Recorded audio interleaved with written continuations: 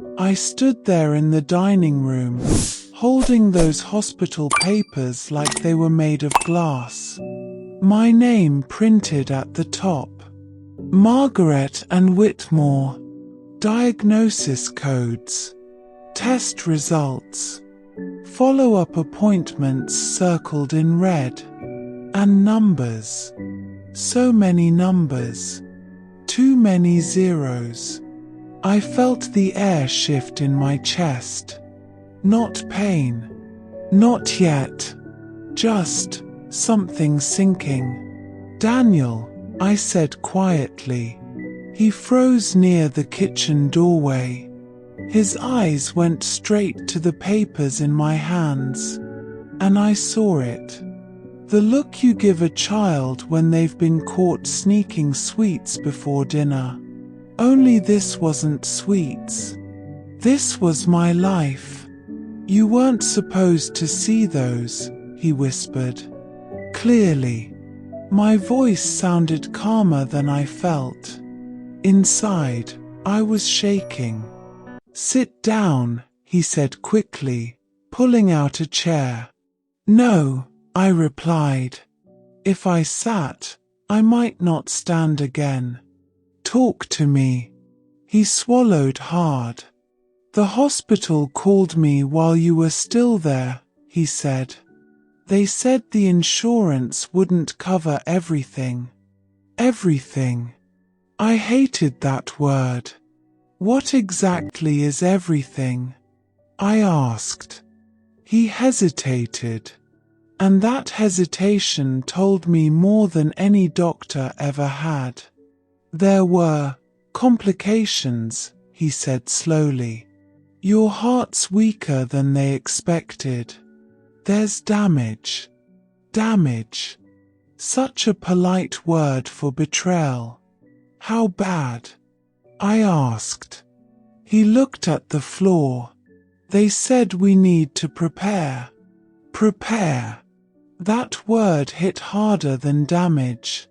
Prepare for what? A move? A surgery? Or something final? My fingers tightened around the papers. And you decided to sell the house. I couldn't let you lose it to medical bills, he said, his voice cracking. I thought if I sold it now, while it's worth something, we could pay everything off. Get you the best care. I was trying to be smart about it. Smart. Oh, my boy. You always did try to be the responsible one. But why didn't you tell me? I whispered. Because you just got out of hospital. You were weak. You were scared. I couldn't add this. So instead, he carried it alone and locked me out. I walked into the kitchen. My kitchen. The place where I packed his school lunches. Burned his first birthday cake. Cried quietly at the sink the night his father died. I ran my fingers along the counter. You think I can't handle the truth? I asked softly. He followed me in. It's not that. It feels like that. Silence stretched between us. Then he said something I didn't expect. I'm not ready to lose you. And there it was. The real reason. Not money. Not debt. Not contracts. Fear. Raw, heavy fear. He wasn't selling the house because I was a burden.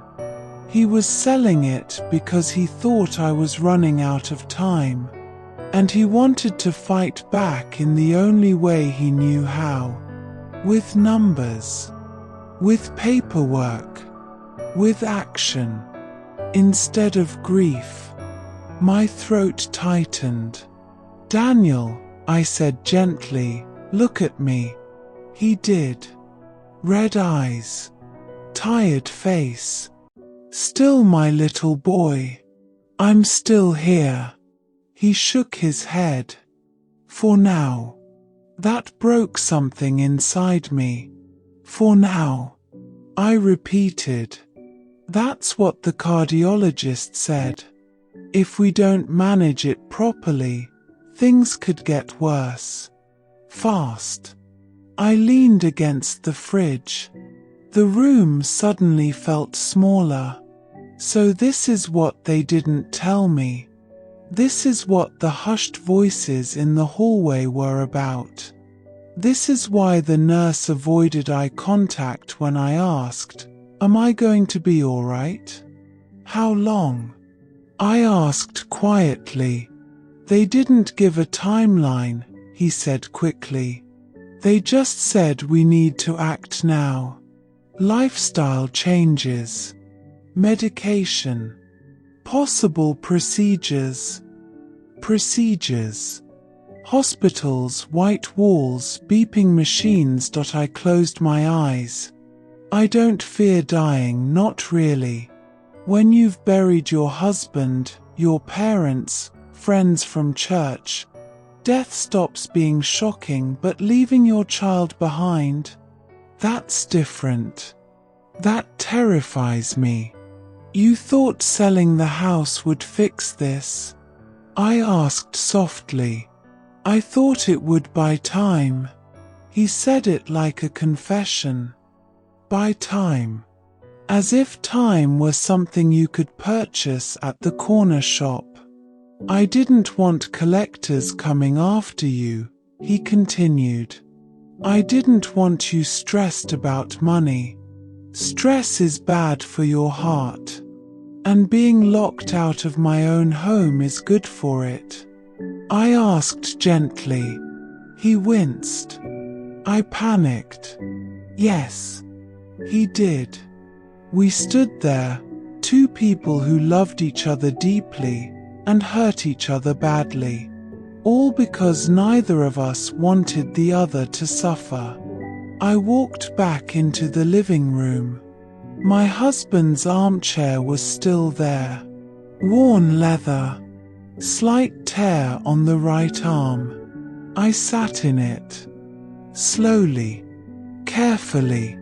It still fit me like it always had. Come here, I told Daniel. He sat on the floor beside me, like he used to when he was little. I placed my hand on his hair. You can't protect me from life, I said. And you can't protect me from death. His shoulders started shaking. I'm sorry, he whispered.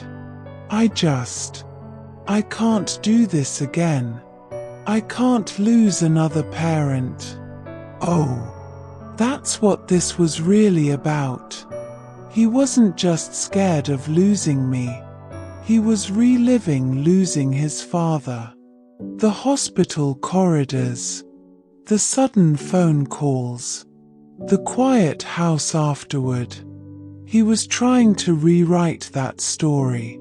Trying to control the ending this time.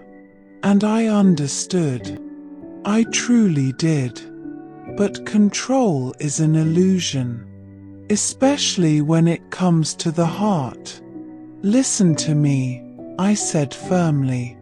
We face this together. No more secrets. No more decisions without me.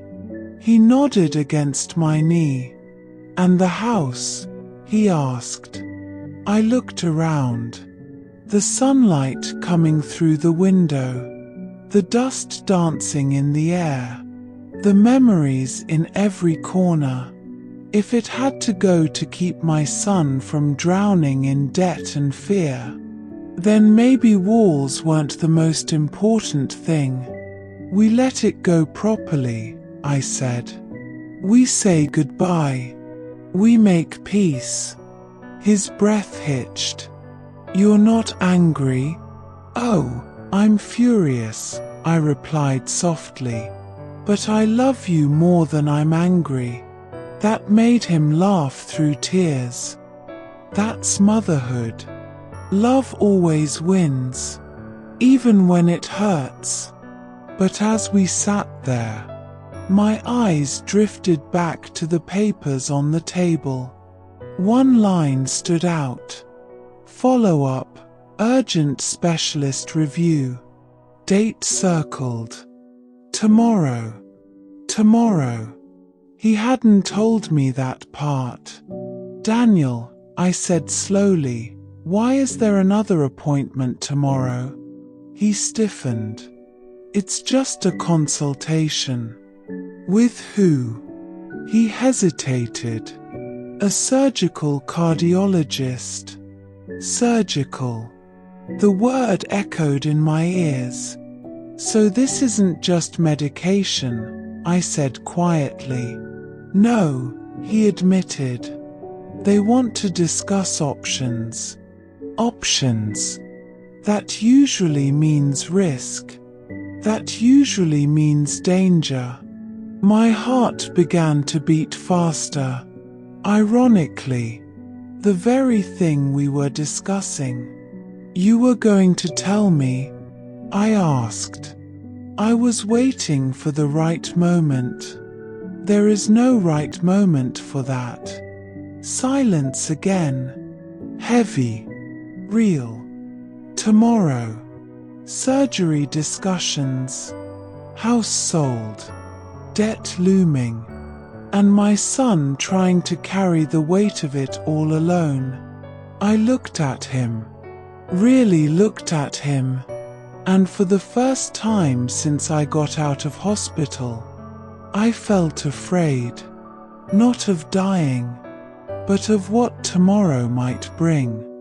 Because if the doctor says what I think he's going to say, then this isn't just about selling a house.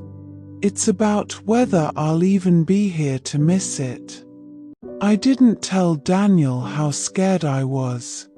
Not that night. Instead, I made tea.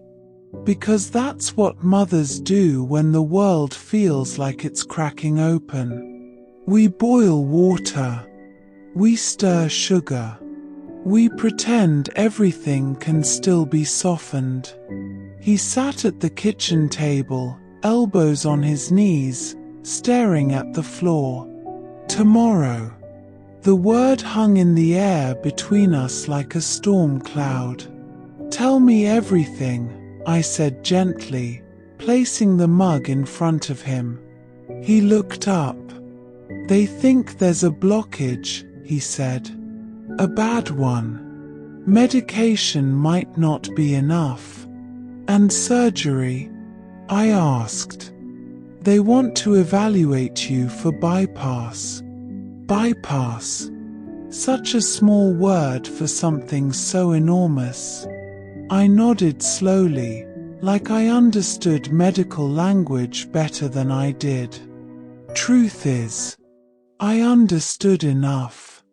This wasn't just lifestyle changes and fewer biscuits. This was serious. How risky?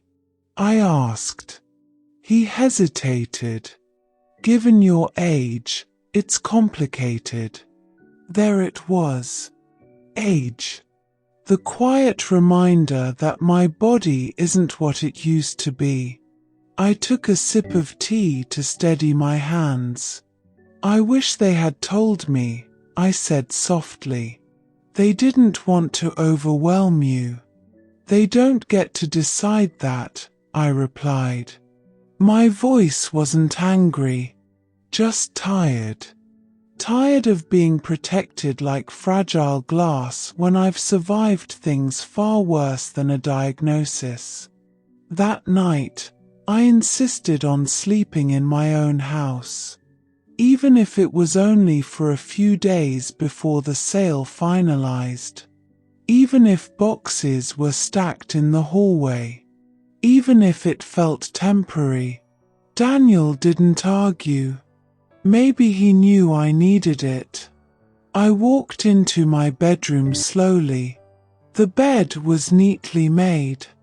My husband's photo still on the bedside table. I picked it up. You always said I was the strong one, I whispered to him. Turns out, I might need that strength now. My chest tightened again.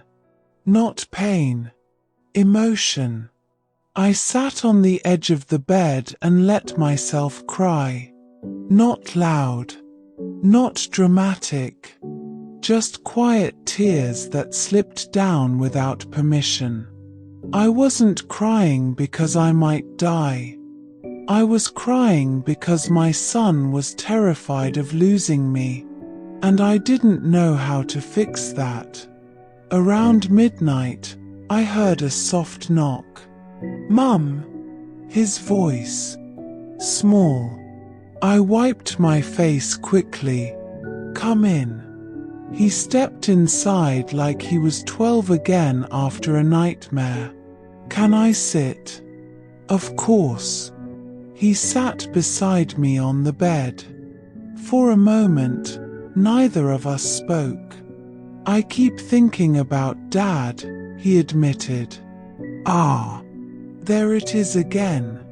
When he got sick, it happened so fast," Daniel said. "One week he was fine.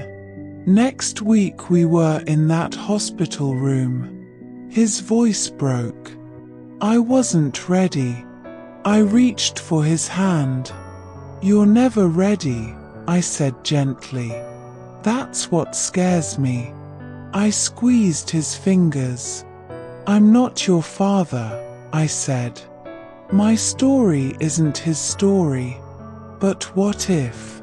"No," I interrupted softly.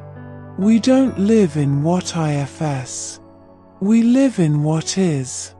He looked at me like he wanted to believe that, like he was trying to anchor himself to my calm.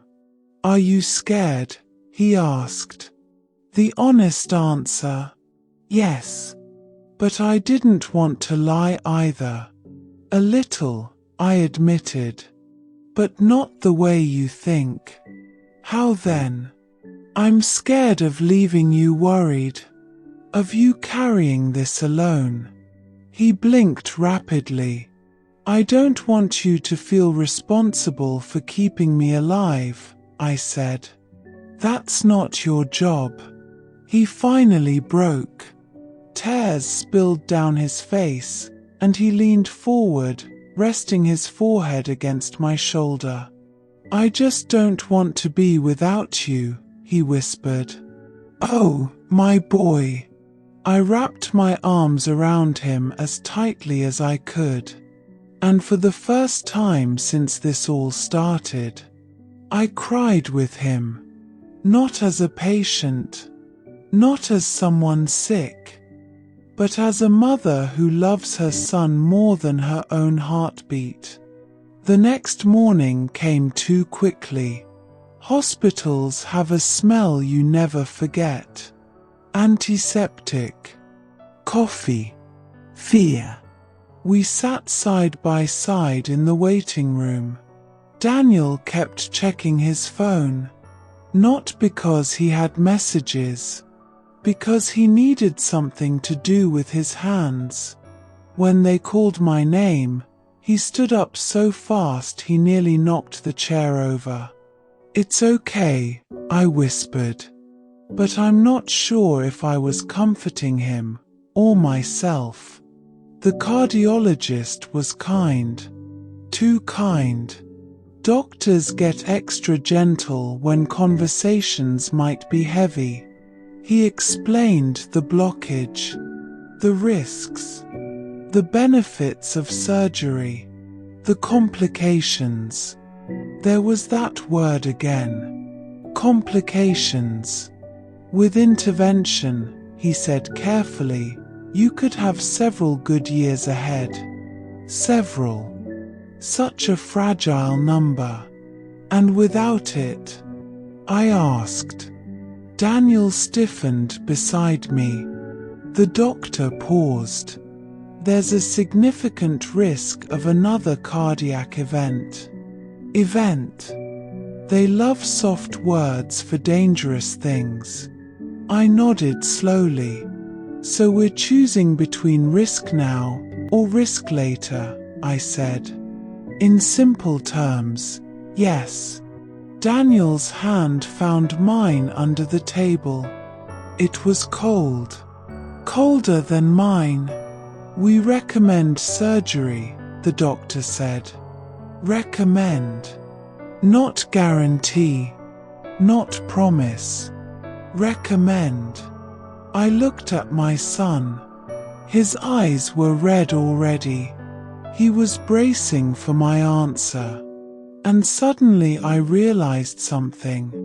This decision wasn't just medical. It was emotional. If I refused, he'd spend every day wondering if he could have convinced me. If I agreed and something went wrong, he'd blame himself for pushing. Either way, he carried weight. Unless I made this choice for myself. Give us a moment, I said. The doctor nodded and stepped out. Silence filled the room. Daniel didn't speak first this time. He waited. Good. He's learning. I need you to hear me, I said gently. Okay. If I do this surgery, it's because I want more time. Not because you're scared. He shook his head. I just want you safe. I know. But this can't be about fear. It has to be about living. Tears slid down his cheeks again. I'm not ready, he whispered. You don't get to decide that, I said softly. And neither do I. My voice cracked a little. But I do get to decide how I face it. I took a deep breath. The kind that reminds you you're still here. I'll do it. His head snapped up. You will? Yes. For you? He asked, voice trembling. No, I said firmly. For me. And then, after a beat, for us. He let out a shaky breath and pulled me into a hug right there in that sterile room. I could feel his heart racing against my chest. Funny. Two hearts. Both fragile. Both fighting. When the doctor returned, I gave him my answer. They started talking dates, pre-op tests, recovery timelines, 4 to 6 weeks, rehabilitation. I listened carefully, because this time, no one was making decisions without me. But as we left the hospital, Daniel's phone buzzed. He glanced at it. And the color drained from his face. What? I asked. He swallowed hard. It's the buyer's solicitor. And whatever was in that message made him look more terrified than when the doctor said surgery. Which means, this house situation isn't as simple as I thought. And I have a feeling the real cost of selling it hasn't even begun to show. We were still standing outside the hospital when I asked him again. Daniel, what is it? He stared at his phone like it had just told him the world was ending. It's the buyer's solicitor, he repeated. Yes, I heard that part. His jaw tightened. They've transferred the final deposit. I frowned slightly. Isn't that normal? It means there's no going back now, he said quietly. If we pull out, we owe penalties. Big ones. I don't have that kind of money, Mum. There it was again. Money. Fear. Pressure. Always circling us like vultures. But we already decided we're letting it go, I said gently. He shook his head. That's not the problem. Then what is? He hesitated. They want vacant possession by Friday. Friday? I repeated. That's 4 days from now. 4 days. After decades of living there. After birthdays. Christmas mornings. Grief. Laughter. 4 days to reduce it to boxes. I felt something sharp twist inside my chest. Not physical pain. Memory pain. That's quick, I whispered. They're relocating from Manchester. They've sold their place already. So they're depending on this. Just like we are. Life doesn't wait for anyone's emotions. It just keeps moving. On the drive home, neither of us spoke much. The surgery decision hung in the air. The house deadline pressed against it. 2 ticking clocks. I watched the streets pass by and wondered how many more times I'd drive them. How many more ordinary days we assume we'll always have. When we reached the house, Daniel turned off the engine but didn't move. I've messed everything up, he muttered. No, I said softly. Yes, I have. You're facing surgery, and instead of focusing on that, you're packing boxes because of me. I reached over and placed my hand on his arm. Stop. He didn't look at me. Look at me, I said firmly. He finally did. You didn't mess up, I said. You made a choice out of love. It was clumsy. It hurt me. But it wasn't cruel. His eyes filled again. I never meant to hurt you.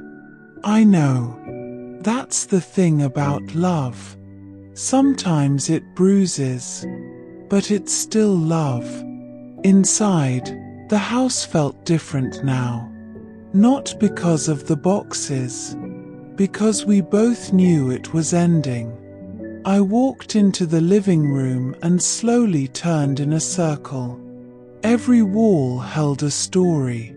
There, near the fireplace, was the mark from when Daniel threw a toy car too hard at age 6. He cried harder than the dent was deep. In the kitchen doorway, faint pencil lines where I measured his height each birthday. I ran my fingers over them. Don't sand that down, I said quietly. He let out a shaky laugh. I won't. But we both knew it wasn't ours to preserve anymore. That evening, we started packing properly.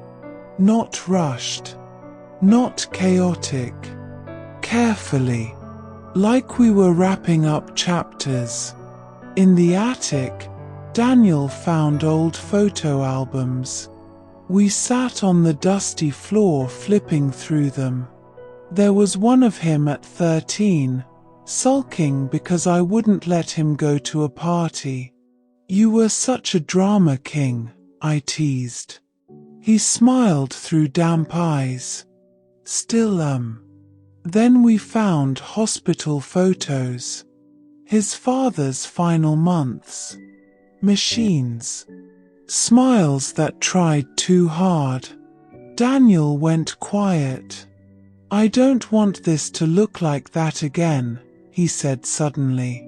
It won't, I replied gently. You don't know that. No, I admitted. But we're not walking into this blind. We're prepared.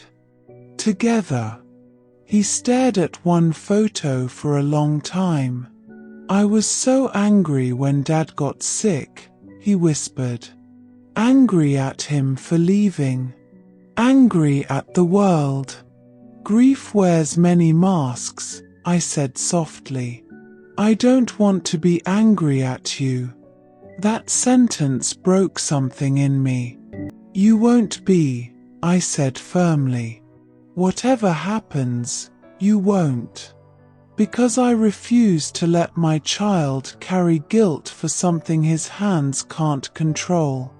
Later that night, after he went home to grab more packing supplies, I stayed alone in the house.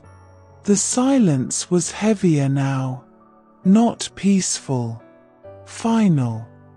I walked room to room slowly, said quiet goodbyes. Thank you for holding us. Thank you for sheltering our fights and our laughter. Thank you for being home. When I reached my bedroom, I opened my wardrobe.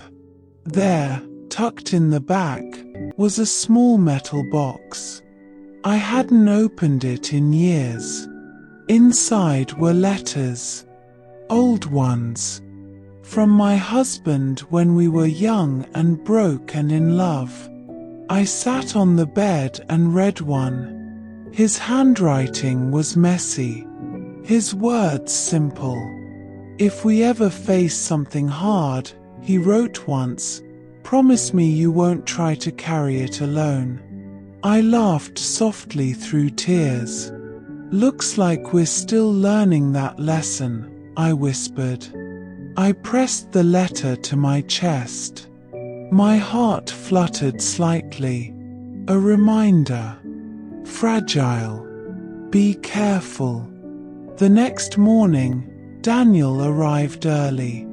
He looked like he hadn't slept. Did you? I asked. He shook his head. Me neither. We shared a tired smile. He started sealing boxes in the hallway when the doorbell rang.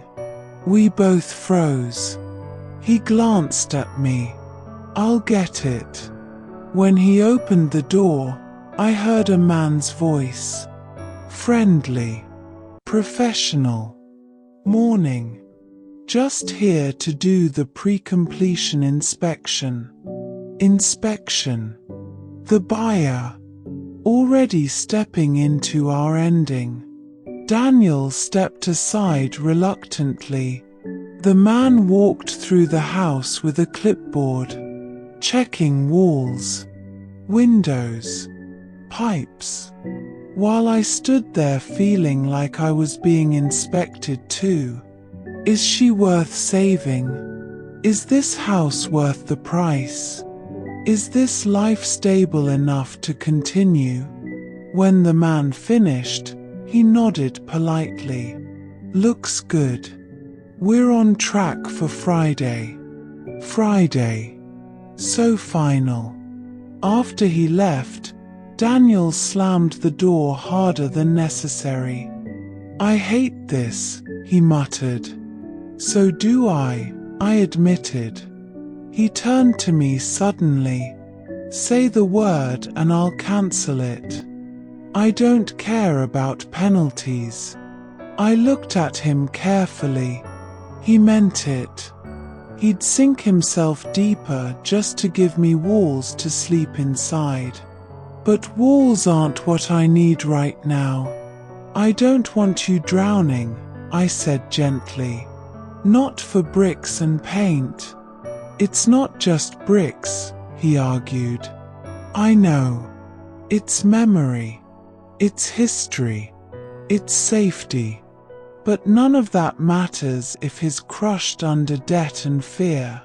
We let it go, I said softly, and we focus on what's ahead.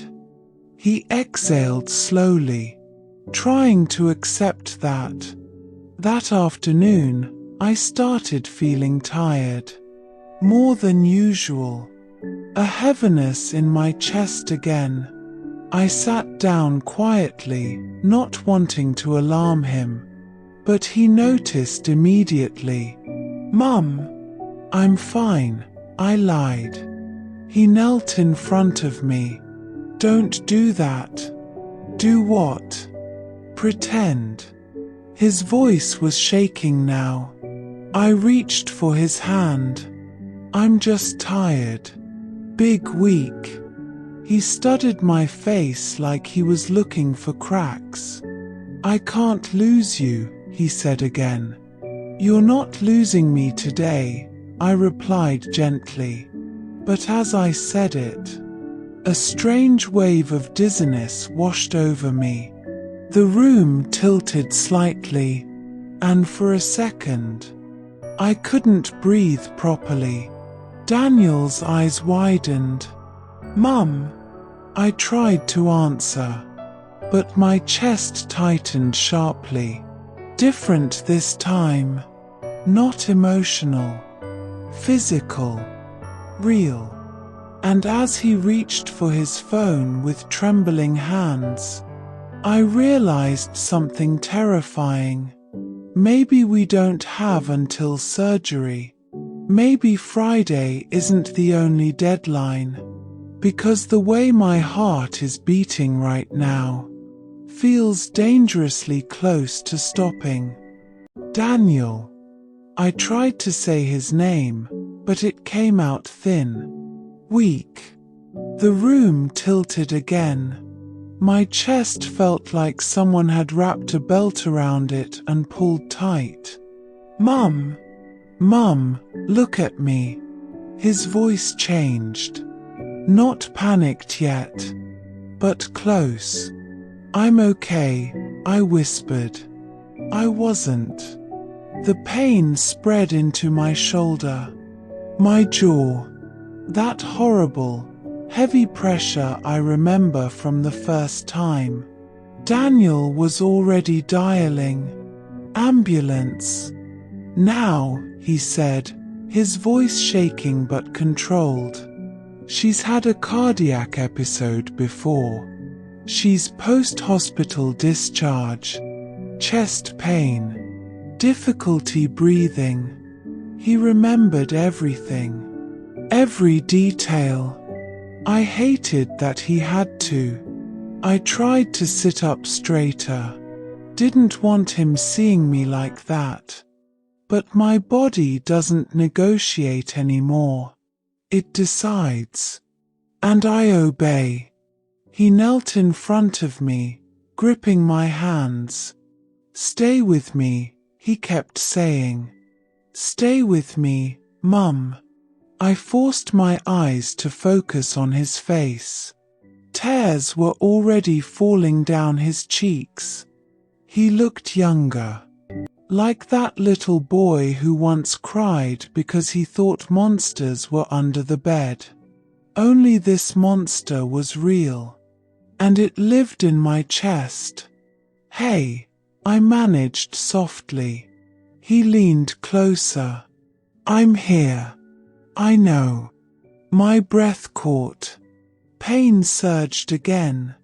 Sharp. Hot. He squeezed my hands harder. You're not allowed to leave, he whispered. That sentence pierced me deeper than the pain. Not allowed. As if I had control over that door. As if I'd ever choose to walk through it. I'm trying, I breathed. And I was. God, I was trying. The sirens came faster than I expected. Blue lights flashing against the windows of a house we were about to lose. Paramedics rushed in. Professional. Calm. Questions fired at Daniel. When did it start? Any medication today? Pain level? He answered everything. Every single thing. His voice steady, even as his hands trembled. They put oxygen on me. Cold mask. Beeping monitor. That familiar hospital smell creeping back into my life before I was ready. As they lifted me onto the stretcher, I caught a glimpse of the living room ceiling. The crack near the corner. I've looked at that crack for 15 years. And suddenly I wondered, is that the last time I'll see it? Daniel, I whispered. I'm right here. He climbed into the ambulance without hesitation, never leaving my side. The ride felt longer this time. Or maybe I was more aware. The paramedic kept talking to me. Stay awake, Margaret. Can you tell me your full name? I smiled faintly under the mask, as if I'd forget. But my voice sounded far away. Daniel held my hand the entire time, too tight. Like if he loosened his grip, I'd slip through his fingers. I'm sorry, he whispered over and over. For what? I managed. For stressing you. For the house. For everything. Even now, he was blaming himself. I wanted to shout at him, to tell him this isn't about him. But breathing took all my strength. Back in the hospital. Bright lights. Rushed footsteps. Doctors moving quickly now. Faster than yesterday. That's never a good sign. They wheeled me into a room and gently pushed Daniel back. Wait here, sir. No, we'll update you. The doors closed between us, and for the first time since this all began, I was alone. Alone with machines. Alone with my heart. Beep, beep, beep. I stared at the ceiling. White. Sterile. Not my bedroom ceiling. Not the crack in the corner. Just blank. I felt tears slide into my hair. Not dramatic. Not loud. Just quiet acceptance creeping in. So this is it. This is what fragile feels like. Not weak. Just thin. Like life is stretched tight. One sharp pull away from snapping. I don't know how long I lay there. Minutes. An hour. Time doesn't behave properly in hospitals. A doctor came in. Serious expression. We're stabilizing you, he said. But this confirms the urgency. Urgency. I knew what that meant. We can't wait, he continued. We need to move the surgery forward. Forward. How soon? I asked faintly. Tomorrow morning. Tomorrow. Not next week. Not after Friday. Tomorrow. I nodded slowly. I didn't feel fear. Strangely, I felt clarity. There's something about facing the edge that sharpens your vision. I thought about Daniel. About him standing outside that locked door days ago. About his shaking voice. About him saying he wasn't ready. I'm not sure anyone ever is. When they finally let him in, his face was pale. Are you okay? He asked immediately. I'm still here, I said softly. He let out a breath like he'd been holding it for hours. They said tomorrow, he whispered. I know. His eyes filled again. I can't do this. Yes, you can, I replied gently. I'm scared. I know. I almost lost you today. You didn't. But I could have. He broke then. Right there beside my hospital bed. Crying openly. No pride. No pretending. Just my son. terrified. I lifted my hand weakly. He grabbed it instantly. Listen to me, I said softly. If something happens tomorrow. No, he cut in sharply. Daniel. No. His voice cracked. You're not saying goodbye. I looked at him carefully, and I realized something. He wasn't afraid of losing the house or the money.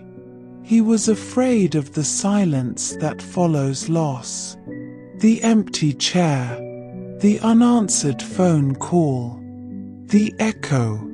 Look at me, I said gently. He did. If something happens, I continued calmly, you are not to carry guilt. Not for the house. Not for this surgery. Not for any of it. Tears streamed down his face. I love you, I said. His lips trembled. I love you more. You better, I whispered faintly, trying to smile. He leaned forward and pressed his forehead against mine. Don't leave, he whispered. And for the first time, I didn't promise. Because promises about tomorrow are dangerous things. Instead, I said the only honest thing I could. I'm going to fight. Late that night, after they prepped me for surgery, Daniel sat beside my bed, refusing to sleep. The machines hummed quietly. The hospital lights dimmed. I watched him. My little boy, now a grown man, still scared of the dark. Daniel, I murmured. Yeah, about the house. Don't, he said quickly. If I don't come back, I continued softly, don't hold on to it because of me. Let it go peacefully. His jaw tightened. You're coming back. Maybe, I said gently. But if I don't want my memory tied to debt and regret. He squeezed his eyes shut. I hate this. So do I. We sat in silence after that, holding hands, listening to the steady beat of a heart that was about to be opened up and fixed. Or not. And as I drifted into a light, uneasy sleep, one thought stayed with me. If tomorrow goes wrong, Daniel will walk out of that hospital alone, with no house, no mother, and a heart heavier than any debt. And I don't know if he's strong enough for that yet. Hospitals don't ease you into sunrise. They switch on lights and roll you toward it. The nurse smiled softly as she checked my chart. You ready, Margaret? Ready. Such a strange word. Was I ready to have my chest opened? Was I ready to gamble on more years? Was I ready to leave if it didn't work? I looked at Daniel. He hadn't slept. Not really. His hand was still wrapped around mine like I might disappear if he blinked. I'm ready, I said finally. Not because I wasn't afraid, but because I was done running from fear. They wheeled me down the corridor, bright lights passing above like slow stars. Daniel walked beside me until they reached the double doors. The line no family crosses. He bent down quickly, pressed his forehead to mine. Come back to me, he whispered. I cupped his cheek. I never left. And then the doors closed. I won't describe the surgery. I don't remember it anyway. What I remember is floating Not dramatic, not mystical, just quiet, like being suspended between breaths. And somewhere in that silence, I saw flashes. Daniel at 5 years old, running into my arms. Daniel at 16, pretending he didn't need me. Daniel last week, standing in front of that locked door, thinking he was protecting me. My heart, broken and stubborn and full. And I remember thinking one thing very clearly. If I get another chance, I'm not wasting it on silence. When I opened my eyes, everything was heavy. My chest burned. My throat felt dry. Machines beeped steadily around me. And then I heard it. His voice. Soft. Shaky. "Mum." I blinked. Turned my head slightly. He was there. Eyes swollen. Hair messy. But smiling. Smiling like someone who had just been handed back the world. "You're here," he breathed. I tried to speak. It came out rough. "Told you. I'd fight." He laughed and cried at the same time. "They said it went well," he said quickly. "The blockage was worse than they thought, but they fixed it. You're stable. You're okay. Okay. What a beautiful word." He pressed his forehead gently against my hand. "I thought I lost you," he whispered. "You didn't," I managed. And this time, it felt true. Recovery wasn't glamorous. It was slow, painful, full of tiny victories. Standing up for the first time, taking a few steps, breathing deeply without wincing. Daniel was there for all of it. Every physio appointment, every medication adjustment, every frustrated tear when I couldn't do something I used to do easily. "I hate feeling weak," I admitted one afternoon. "You're not weak," he said firmly. "You're healing. Healing. Not weak." I liked that better. Friday came. Completion day. The house officially no longer ours. I was still in hospital when the keys were handed over. Daniel went alone. He didn't tell me until later. "I walked through it one last time," he said quietly that evening, sitting beside my bed. "And I left the height marks on the doorway," he said with a faint smile. "And Dad's chair. The buyers said they'd keep it if we wanted." My throat tightened. "Did you say goodbye?" I asked. He nodded.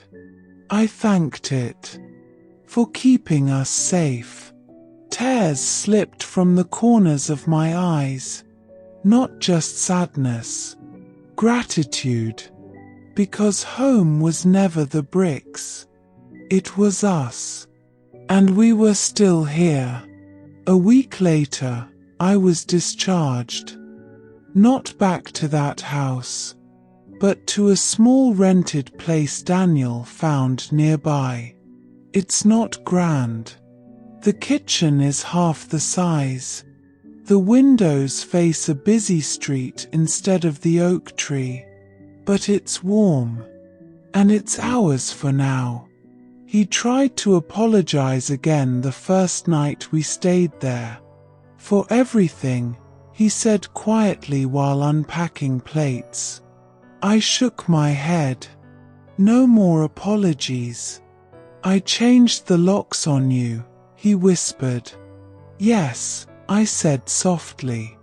You did. He winced. But you did it because you were scared, I continued. Not because you stopped loving me. His eyes filled. I never stopped. I know. I walked over slowly and placed my hand on his chest. Just promise me something. Anything. Next time you're drowning, don't push me away to save me. Let me swim beside you. His voice broke. I promise. Life looks different now. I take my medication. I attend rehab. I walk a little farther each day. And sometimes, late at night, when the world is quiet, I think about that locked door, about the moment I couldn't enter my own home, and I realize something. That wasn't the day my son shut me out. It was the day he showed me how deeply he was afraid of losing me. Fear builds walls. Love breaks them down. We almost let fear win, but we didn't. We chose honesty. We chose to fight. We chose each other. And that's why I'm still here. Not because of the surgery alone, but because my son and I finally stopped protecting each other from the truth. Sometimes he still looks at me like I might disappear, and I tease him. I'm not going anywhere just yet. He rolls his eyes and says, "You better not." But now when he's worried, he tells me. When I'm tired, I tell him. No more locked doors. No more silent sacrifices. Just truth. Just love. And a heart that, despite everything, still beats.